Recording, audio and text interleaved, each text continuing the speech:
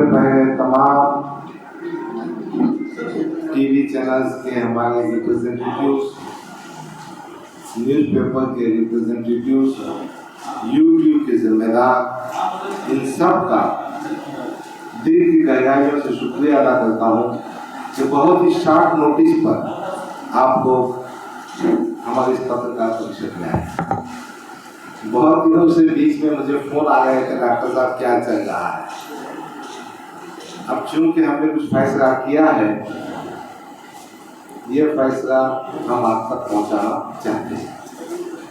यकीनन मीडिया और तमाम टीवी चैनल्स और यूट्यूब ओपिनियन जो होता है, वो जो मैसेज देने का काम करते हैं, मैं आपकी अहमियत से, आपके काम से, दिल की गहराई से आपका एहतराम करता हूँ, यकीन करता हूँ। आपको इसलिए दावत दी कि आज ही मैंने मजलिस इत्तेहादुल मुस्लिमीन की जो महाराष्ट्र की कारगुजार पोस्ट थी, उसका इस्तीफा दे दिया है।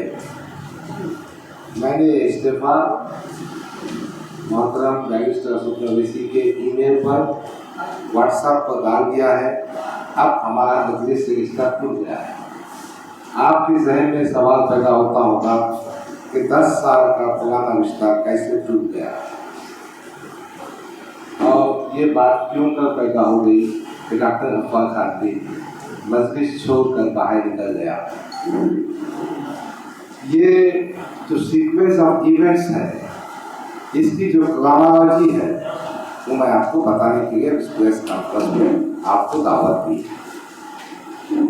बीच में कुछ हमारे साथी नाराज भी हुए होंगे, हमारे परवेज भाई नाराज हुए होंगे, आप भी नाराज हुए होंगे। मैं मीडिया से बात करने को अवॉइड कर रहा था, क्योंकि मैं चाह रहा था बहुत सारी बातें अपने अंजाम को पहुंचने के बाद आप तक पहुंचाऊं। दास्तान तो बहुत पुरानी है, मगर मैं बहुत शॉर्ट में सुनाता हूँ। 2014 में मैंने मजलिस इत्तेहादुल मुस्लिमीन को ज्वाइन किया था।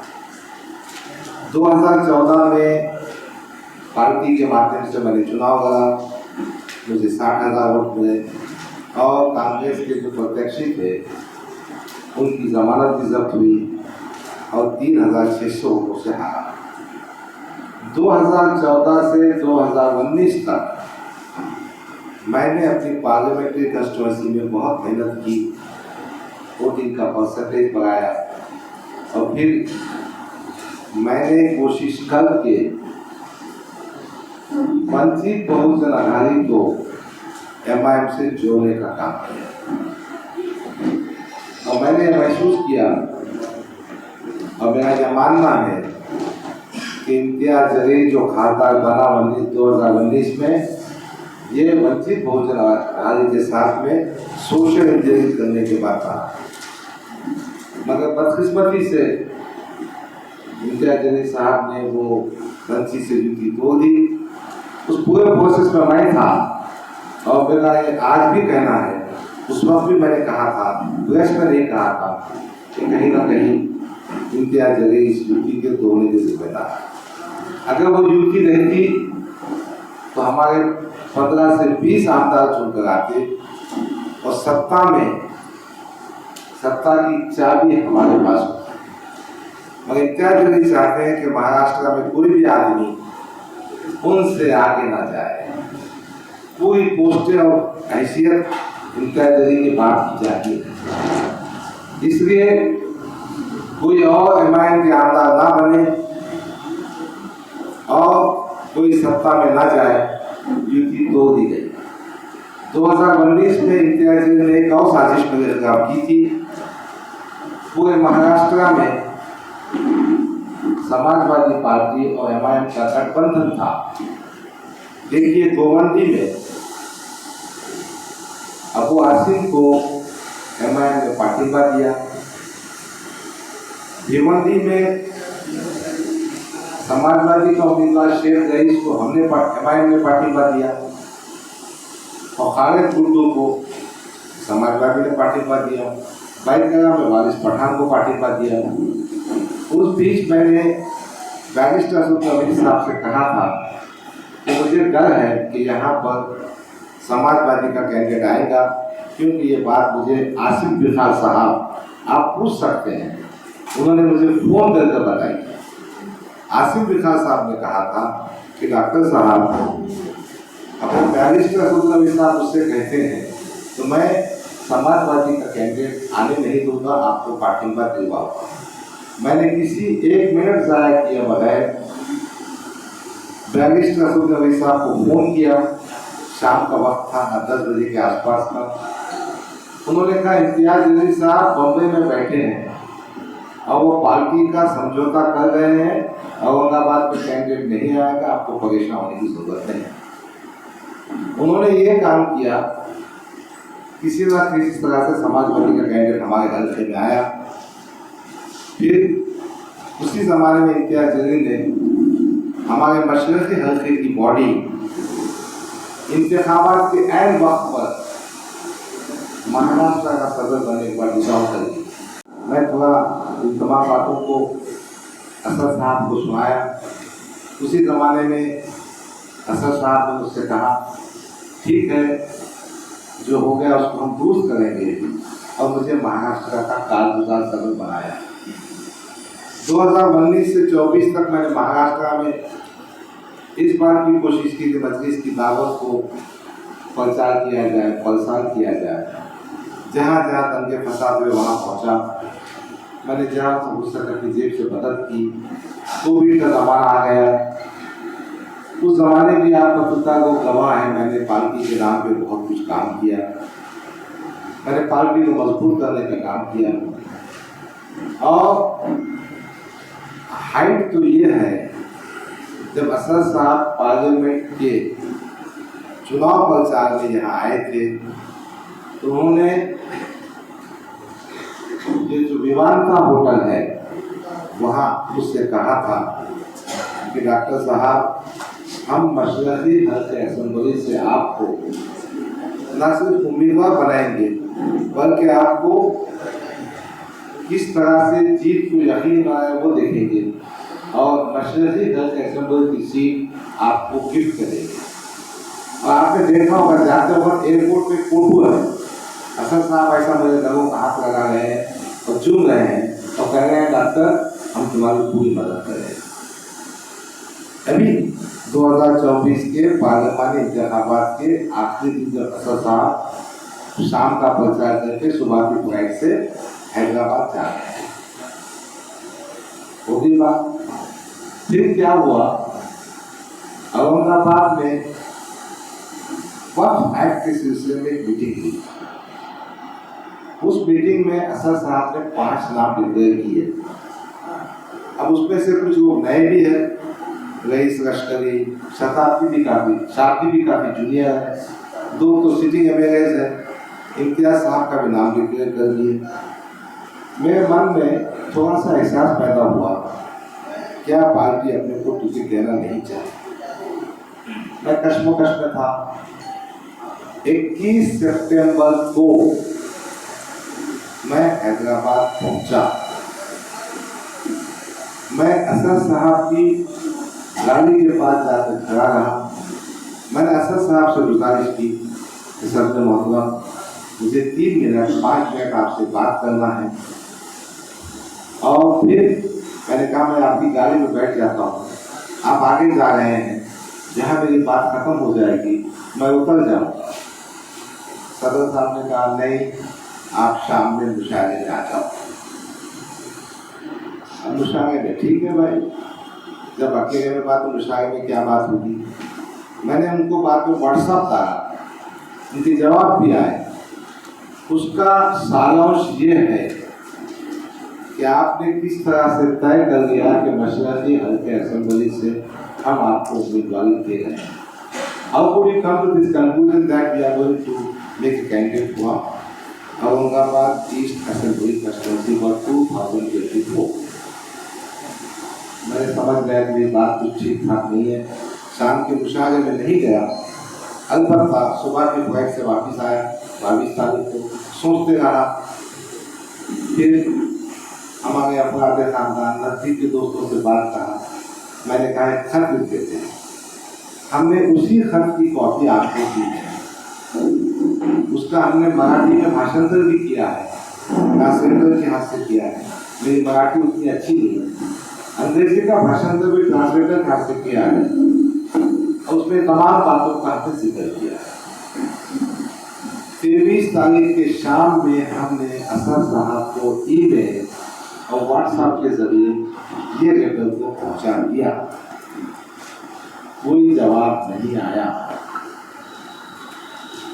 फिर 15 दिन गुजरने के बाद 8 तारीख को हमने तमाम लोगों की मीटिंग की, उसकी रिपोर्टिंग भी आपके सामने है। फिर उस वक्त भी कोई जवाब नहीं आया। हमारे जो चाहने वालों की, जो मुझ पर प्रेम करते हैं, उसमें कुछ उलमाए किराम भी हैं, धार्मिक शख्सियतें भी हैं। एक कहा हमारे तशरिया के सदर साहब ने हिमायत में अमल खत दिया। ये उलमाए किराम और कुछ जिम्मेदार लोग असद साहब के मकान को पहुँचे, जहाँ पर उनको कोई खातिर खा रेस्पॉन्स नहीं दिया गया। मैं ज़्यादा ऐड नहीं करना चाहता, उलमाए किराम से आप बात कर लीजिए। उसमें से कुछ लोग भी प्रेस कॉन्फ्रेंस पे आना चाहते थे, उनको बड़ा डिसअपॉइंटमेंट हुआ। पर आप ये बातें होने के बाद अब हमने तय किया कि मशवरे के साथ हम अपने सियासी सफर की दिशा को तय करें। 8 सितंबर के बाद हमने मुख्तलिफ साथियों से, मुख्तलिफ हमारे जो ग्रुप्स हैं उनसे बात की और ये नतीजा निकालने के लिए थोड़ा वक्त लग गया। फिर हमने तय किया कि मजलिस इत्तेहाद मुस्लिमीन से अपने को दस्तबरदार हो जाना चाहिए, उससे अपने को राजीनामा दे देना चाहिए। और फिर हमने आज राजीनामा असदुद्दीन अवी साहब को भेज दिया है, उनको मिल गया है ईमेल के जरिए से, व्हाट्सएप के जरिए से। मैं आपको ये बताने के लिए हुआ हूँ, यकीनन ये बहुत दुख की बात है कि 10 साल से पार्टी के लिए कुर्बानियाँ देने वाले आदमी, खिदमत देने वाले आदमी, पैसे खर्चने वाले आदमी, अपने बाल बच्चों को, खानदान को नज़रअंदाज करते हुए पार्टी के आदमी को असद साहब 5 मिनट का वक्त भी नहीं दे सके। और 2019 से 2024 तक इम्तियाज जरीब, 2014 से 2019 तक इम्तियाज जरीब मुसलसल हमारे खिलाफ साजिशें करते रहे कि किस तरह से हमारा सियासी नुकसान हो।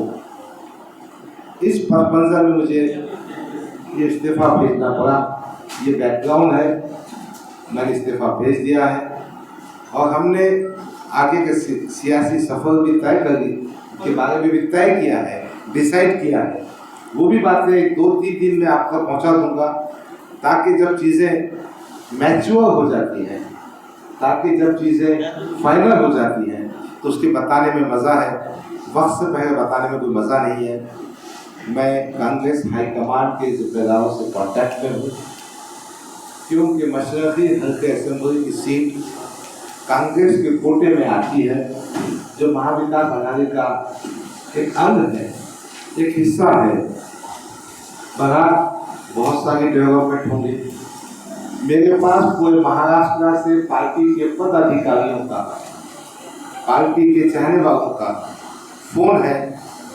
अभी अभी नांदेड़ से फिरोज लारा जो मराठवाड़े के अध्यक्ष हैं, एक माजिद बशीर साहब जो मराठवाड़े के सेक्रेटरी हैं, हमारे नागपुर के साथी हैं, हमारे विदर्भ के साथी हैं, मुख्तलिफ जिलों के साथी हैं, वो सब कह रहे हैं कि डॉक्टर साहब आपके साथ हम भी पार्टी छोड़ना चाहते हैं। आप जानते हैं आज से इलेक्शन के फॉर्म के भरने का टाइम शुरू हो गया है, टाइम बहुत कम है। मुझे भी मेरे इंतखाबी सिलसिले में भागदौड़ करना है। इन तमाम साथियों को मैं जमा किया होता और इंशाअल्लाह ताला मेरे इस्तीफा के बाद महाराष्ट्र में काफ़ी पद अधिकारियों के इस्तीफा की बारिश शुरू हो जाएगी, क्योंकि ये सब लोग जानते हैं कि इम्तियाज जरीब सिर्फ खुद को बड़ा करने के लिए देवेंद्र फडणवीस के इशारे पर मजलिस इत्तेहाद मुस्लिमीन को कमजोर कर रहा है। हमारी खुद बदकिस्मती है। It is unfortunate for me, I can not explain this thing to Asaduddin Owaisi. और असदुद्दीन अवैसी साहब के कान में जो जहर भर दिया इम्तियाज जलील ने, वो निकालने में नाकाम रहा। बहरहाल ये तमाम बातें आपके साथ शेयर करना थी। मैंने इससे पहले बहुत सारी बातें कही थी। मैं आपके साथ सुकून से बैठता हूँ। आपके जहन में जो भी सवाल होगा हम जनता में हमारी बात को पहुँचा सकते हैं। एक बार फिर मैं आपका शुक्रिया अदा करता हूँ। और आप में से किसी को जो सवाल पूछना है एक के बाद एक पूछिए। मैं कोई बड़ा नेता नहीं हूँ, मैं बहुत छोटा नेता हूँ और आपके बीच में रहता हूँ, इसलिए आप बात तो खत्म हो। सवाल पे आ जाता हूँ। आपने जो आरोप किया है की इम्तियाज जलील हे देवेंद्र फडणवीस यांच्या इशाऱ्यावर नसतात, तर हे इशारे कशा कशा स्वरूपाचे असतात, आतापर्यंत किती वेळा इशारे केले गेलेले आणि त्याच्यातून काय काय झाले आतापर्यंत? देखो, जिस हल्के असेंबली से मैं इलेक्शन कंटेस्ट करता हूँ वहाँ देवेंद्र फडणवीस का चहेता अतुल सावे इलेक्शन लड़ता है। अभी 2019 में युति जो टूटी, मेरा मानना है कि देवेंद्र फडणवीस साहब की मदद करने की युति टूटी। अभी एक छोटी सी मिसाल देता हूं मैं तुमको। अभी 2019 में अतुल सावे वंचित से युति होने के बाद बहुत परेशान था।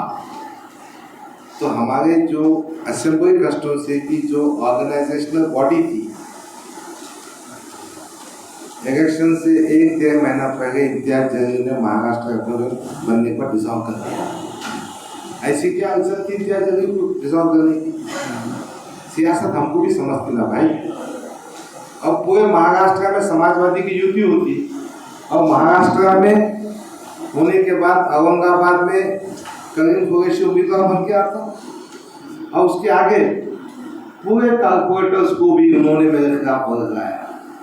वो बेचारों के बहुत हाथ मांगा है उसने, दानवे के इलेक्शन में पैसे दिया नहीं उनको, बहुत सारी बातें हैं।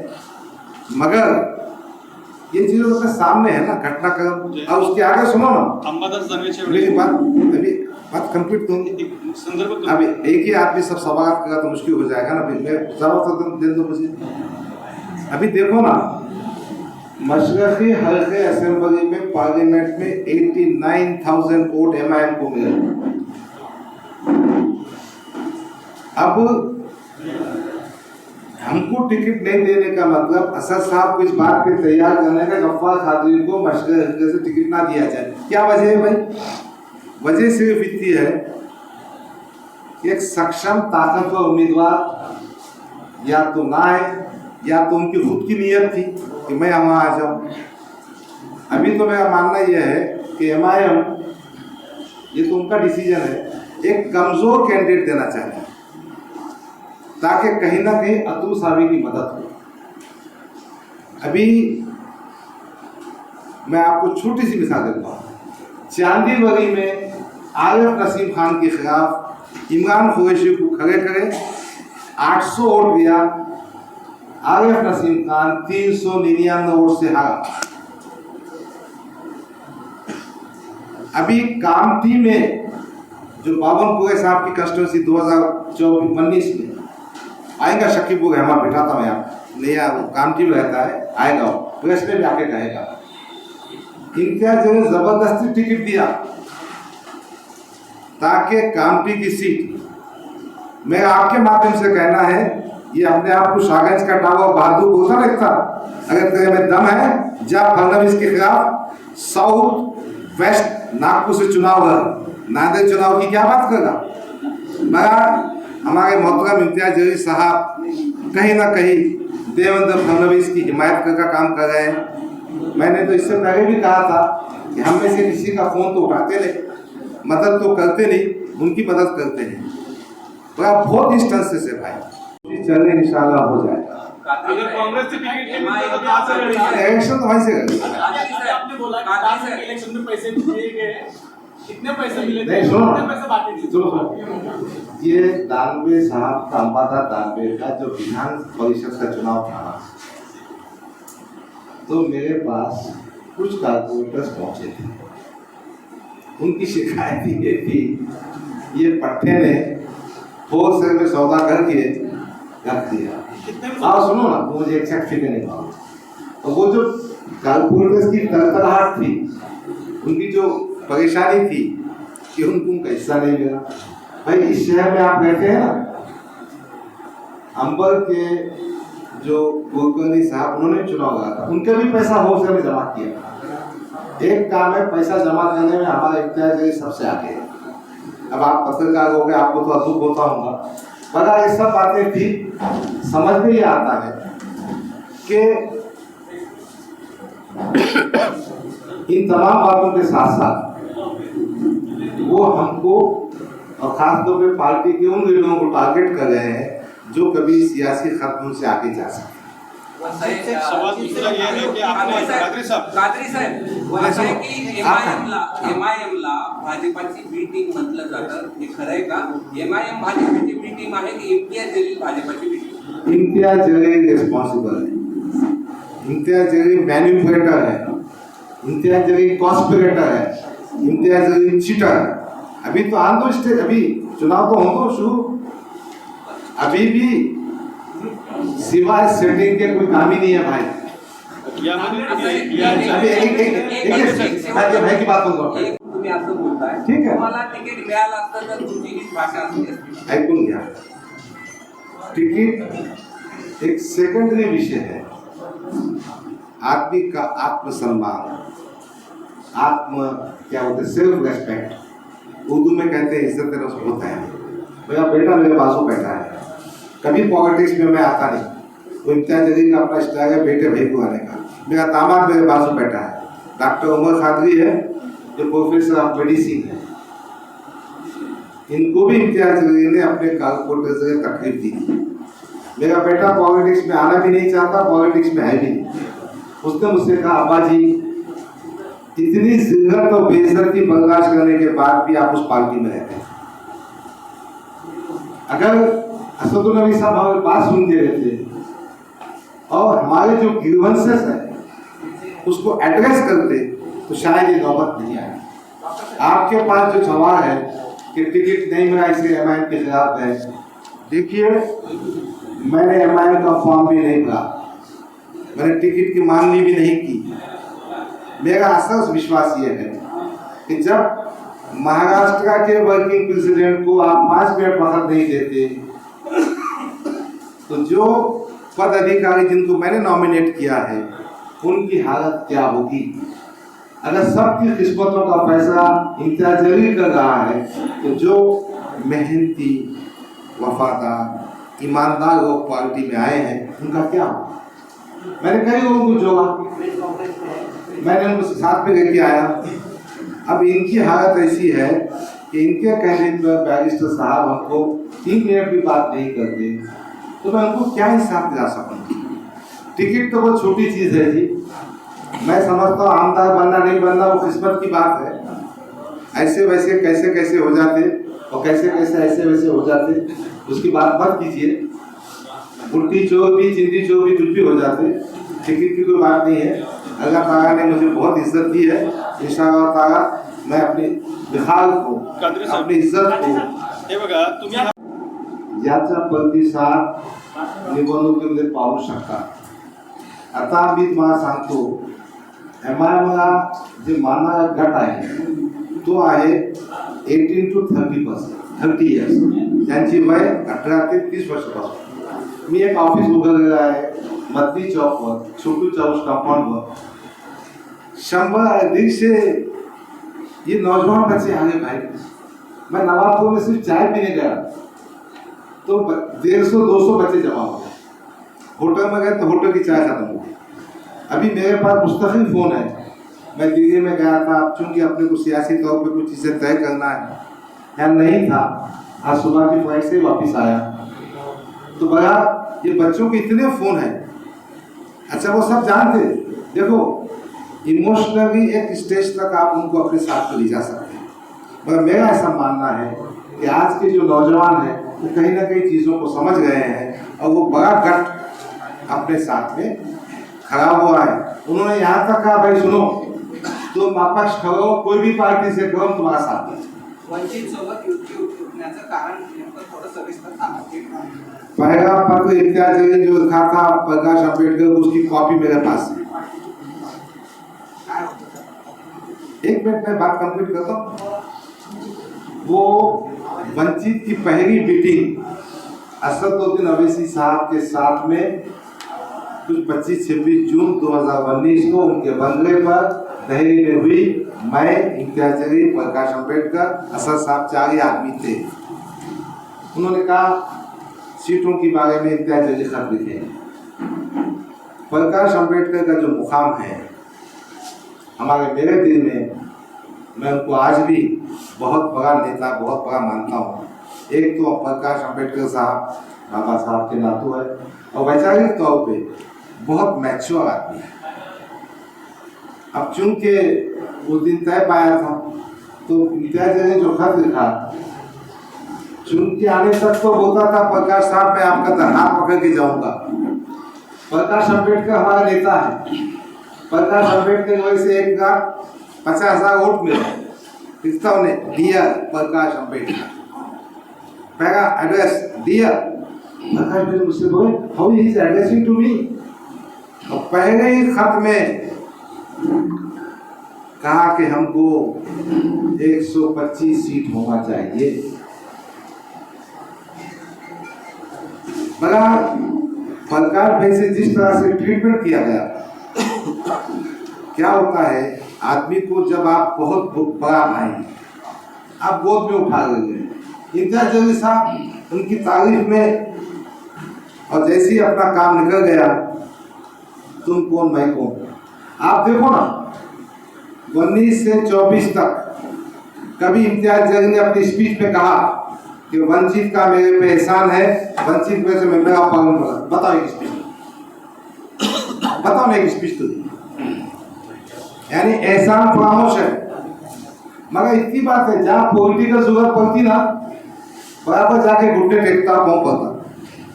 देखो मराठा रिजर्वेशन के बारे में मराठा क्रांति मोर्चा निकला था और कई मोर्चे निकले थे। ये मेंबर ऑफ असेंबली था, इसने पार्लियामेंट में भाषण किया था। मराठा क्रांति मोर्चे में जो मोर्चे चलाने वाले लोग हैं, वह फॉर्च्यूनर गाड़ी है, वह लैंड क्रूजर है, इनको क्या रिजर्वेशन की जरूरत है? असेंबली का भाषण देख लो जी। फिर बॉम्बे हाई कोर्ट में याचिका दाखिल किया था कि मराठों को रिजर्वेशन नहीं मिलता। और आज जगनगे पाटिल के पास जाके पाँव पड़ा। जगनगे पाटिल साहब बहुत अच्छी इंसान है, उनको तमाम चीजें समझती है। तो ये है हमारे इम्तियाज जलील का स्टाइल। गफ्फार खालदी के बगैर पार्लियामेंट की कोई सभा कंप्लीट नहीं हुई। मुझे भी भाषण करना पड़ता था, सीने पे पत्थर रखकर मैंने इसकी तारीफ में भाषण किया। तो प्रकाश अम्बेडकर की जो वंचित की आप बात कर रहे हैं ना, उसका जिम्मेदार इम्तियाज जलील। सर मेरा एक सवाल ऐसा कि आप मुझे जो तो टिकट नहीं मिलने वाला, लेकिन उसके बाद में आपने 1 महीना क्यों लिए? आज 21 अक्टूबर है। देखो भाई, सियासी तौर पर मैं अकेला नहीं हूँ। ये जितने लोग यहाँ खड़े हैं ना, इनको प्रेस कॉन्फ्रेंस का बारे में नहीं पता है, मगर सब जमा हो गए। मेरा फोन कॉल ऐसा है कि मैं कल रात में 1 मिनट भी नहीं सो पाया। मैं 2 बजे तक 2 बजे सोया, 4:30 बजे उठा। तो आप ये समझ लीजिए कि मुझे कोई भी सियासी फैसला करना है तो मैं अपने साथियों पर भरोसा करूँ। इन्हीं साथियों ने मुझे आईजे टीम है, आईजे टीम की मुखालफत के बावजूद 80,000 वोट दिए। तो मैं इनका महफूज हूँ और कोई भी फैसला करने के लिए सबका जो स्टेक होल्डर है उनसे मशवरा करना जरूरी था। नतीजे हो चुके हैं और दूसरे भी जो रास्ते थे वो भी तय हो चुके हैं और हमने पार्टी के जिम्मेदारों को थोड़ा वक्त दिया ताकि कुछ फैसला कर सके, मगर नहीं हुआ, इसलिए हमको स्टेज पे आना पड़ा। मुंबई का तो बहुत खास मामला है। बच्चे ने बहुत अच्छी सवाल किया। इम्तियाज जलील साहब ने कहा एक आदमी 2 पोस्ट पे नहीं रह सकता, मुंबई का प्रेसिडेंट नहीं रह सकता, फिर तू क्या था? अभी क्या है, तो फिर देना पोस्ट इस्तीफा। दूसरी बात, जिसको प्रेसिडेंट बना उसको टिकट नहीं दे, क्या लॉजिक है भाई? कहीं ना कहीं वजन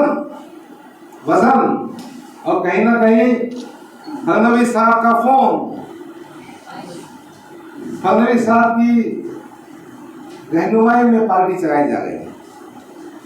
देखो फैयाज खान पे क्या था, आप या तो प्रेसिडेंट रहो या तो आमदार का चुनाव हो। फैयाज ने दोनों भी छोड़ के चले गए। उसके बाद रईस लश्करी को बनाया अध्यक्ष और उसका टिकट औरंगाबाद में साहब ने डिक्लेयर भी कर दी। पार्टी सुप्रीमो है और इम्तियाज जलील की चलती है। इम्तियाज जलील पोस्ट पे नहीं है, फिर जो कानून फैयाज को अहमद खान को था वही कानून इम्तियाज जलील को होना चाहिए। बहुत सही बात है यार। ये जाएगा। पहली बात तो जो सोशल इंजीनियरिंग है जो 2019 में हमने की थी उसको नकार दिया। भविष्य यह है कि 2024 के पार्लियामेंट चुनाव तक इम्तियाज जलील ने कभी मुसलमान की बात नहीं करी। आदर्श की टोपी, वो आदर्श के वास्ते को बचाना कोशिश में रहे, मगर जैसी पार्लियामेंट इंतखाब हार गए अब मुसलमानों की बात भी हुई, मुसलमानों का काम भी हुआ। अब देखो ना, पैगंबर साहब की शान में जो गुस्ताखी हुई उसके वास्ते एक बड़ा रैली लेके जो पूरे भारत की न्यूज बनी, और उससे 2 दिन पहले संजय सिरसाट जो एकनाथ शिंदे की पार्टी का है, वो संजय सिरसाट जिसने कहा रामगिरी महाराज का बाल भी बिका नहीं होगा, उससे जाके गले मिल गए, मीठे खिला गए और ऐसा गले मिल गए। अगर कोई मुसलमान अपने धार्मिक पैगंबर मोहम्मद सल्लल्लाहु अलैहि वसल्लम की जो इज्जत पे छींटे उछालेगा, देखना पसंद नहीं करता, क्योंकि उसके घर को जाएगा, मिठाई भी खा रहा, गले भी मिल रहा, चिटक रहा भी। बड़ा जान लीजिए नैतिकता के बारे में, आप इसमें ज्यादा कहना नहीं चाहता। अभी तो भैंस पानी में है।